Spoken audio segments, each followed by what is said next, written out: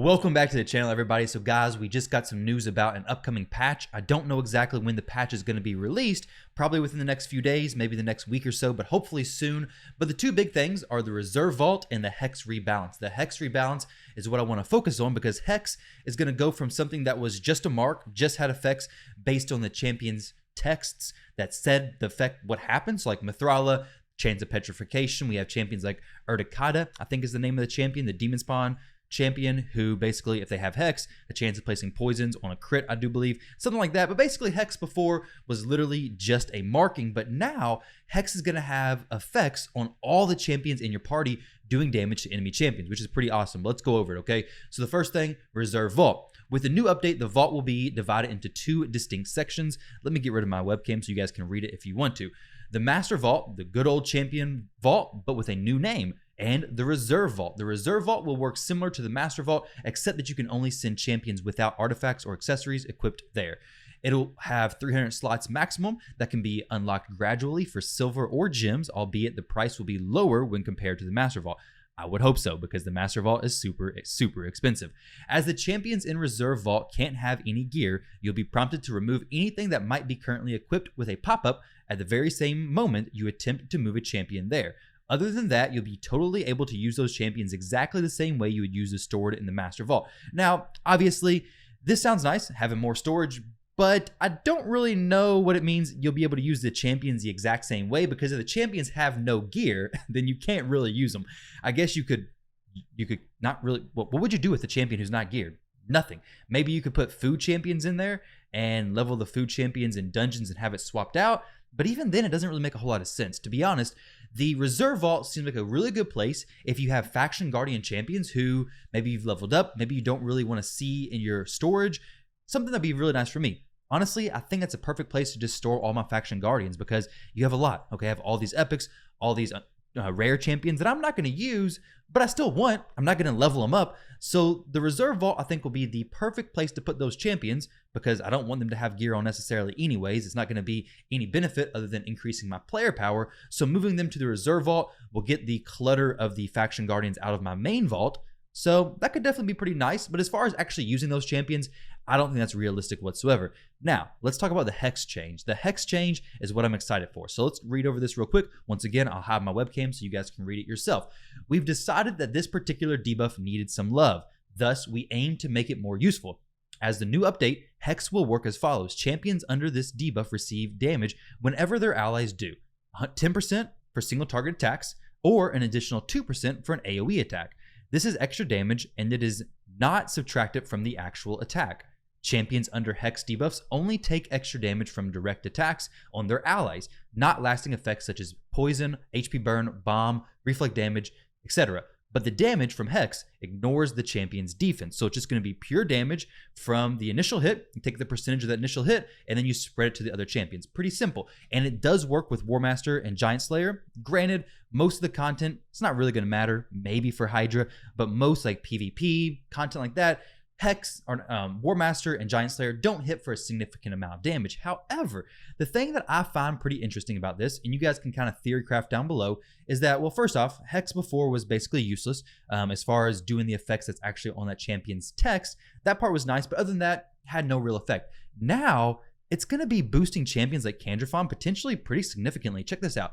So, the first example I want to give is a 100,000 AoE hit. Okay, so say you're doing arena, say you have a nuker doing 100,000 damage, which isn't very unrealistic. Honestly, my Ray hits up to 200,000 and even higher on some champions. So if there's 4 enemies, if you had Mithrala, if you had Rule, if you had Cleopteryx, whatever it is, placing Hex on the enemy, you're going to have 4 enemies under Hex ideally, which means whenever you hit one of them, it's going to spread the damage to the other 3. The initial hit doesn't get stacked with the extra Hex damage on the champion you target, if that makes sense. So you're going to have to basically spread it through each other champion. Everybody's going to get 3 extra hits if you're doing an AoE attack, more or less. So each hit gets 2%, which is going to add up to basically 6% extra damage, 6,000 extra damage on each champion across the board. Each champion is going to have an extra, or 3 2,000 hits. So hopefully that makes sense. Hopefully I can show you guys how this actually works in play very soon. But this is for single target damage. Now, let's move down to, or this is for AoE damage, okay? So we'll do AoE damage here.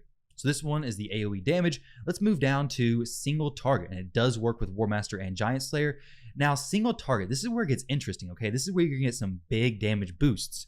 Kandrafon, 60k times 2. That's just an example Kandrafon hit. I literally jumped in the arena, went against an enemy arbiter, and he hit her for 60,000 damage. Let's test it out against the Siphi real quick to see kind of what an idea example would be. Now, one thing to keep in mind is if this champion did have Hex on her, his 2 hits wouldn't get any extra damage on her because it's spread to the allies, not the champion you're actually targeting, as far as I'm aware. So each hit was 55,000 damage. Well, 55 and then 38,000 damage. But let's say each one was 55. Actually, let's just refer to the example I give here. Kandrafon, 60,000 times 2, which is going to be a 120,000 damage hit, essentially. And you're going to have 12,000 damage on each other champion. So basically what I'm doing here is, as the link before that I showed you guys said, single target attacks are going to get 10% boost, okay? So if you're going to have a 10% boost, it's going to be spread to the 3 other champions. Each champion is going to be taking 10% of that initial target's damage. So if you're having a hit that does 60,000 or total of 120,000, champions like Faceless who ignore defense are going to hit for extremely high amounts of damage. But Kandrafon is a legit option for the arena, especially a champion who you already use with Mithrala, or a lot of people do. So 120,000, we're going to multiply that by 0.1, so 10%, and we get 12,000 damage. 12,000 damage across each other enemy.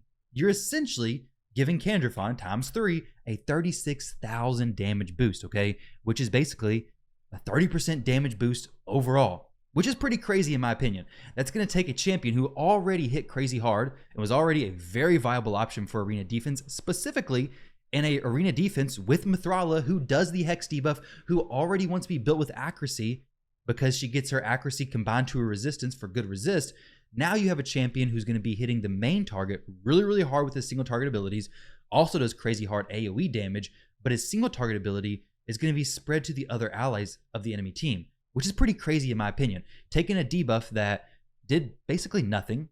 Well, now it does Mithrala's Petrification, which is already really good, plus Kandrafon's damage boost. Now, it's obviously, I don't think it's going to be game-breaking to the arena. I do look forward to actually testing it out, but it is going to make those single target champions more of a threat. Now, the AoE damage dealing, the buff from that, 6% more or less overall. If I got my math messed up, you guys can let me know. And we will be doing some testing of this when it actually releases, of course.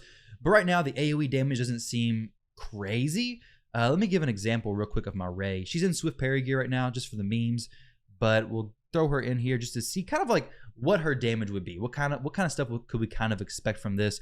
I guess we can just do some increased attack, decrease our turn meter so we can get a turn, decrease defense and weaken. So obviously the more debuffs you have is going to be crazy. The Kandrafon in the previous match didn't have any debuffs on the enemy, so he can easily get 100,000 damage per hit, which just makes insanely high shared damage across the board. 200,000, 10% of that. Oh my gosh, 20,000 per champion extra, and that's ignoring defense. I assume strengthen reduces the damage, but dang, that's a lot of extra damage if your Kandrafon is hitting 100,000 per hit. But some crazy numbers for sure. But let's see Ray's A2 ability. So this would be, boom, 155,000. We got a 204,000 damage over there. So 200, I mean, it's going to be a lot of damage throughout the stuff. But 200,000, obviously, 2% of 200,000 is what, 2,000 damage, I do believe. Let's double check the calculator. Let me double check my math. 200,000 times 0.02 is good. Well, 4,000. What math was off? Okay, so 4,000 damage. So 4, 8, 12, basically spread across the other 3 people who didn't take the initial hit. Granted, it is going to be that spread out, and then Duchess's damage is going to be spread out, and then Ninja's damage is going to be spread out, and then Vizier's damage is going to be spread out. So each champion is going to be taking, I guess, it's actually going to be quite a bit of damage. Hex is definitely going to be more viable than it was before. So it's definitely going to be interesting to see. I'm looking forward to trying it out. It's better than what it was before. Let me know what you guys think about the changes. Hopefully we see this patch sooner rather than later. I'm excited to try out all the new changes from the champion rebalances that were mentioned before and the new Hex debuff changes as well. But with that said, guys, thank you all very much for watching the video. I hope you all enjoyed, and I'll catch you in the next one.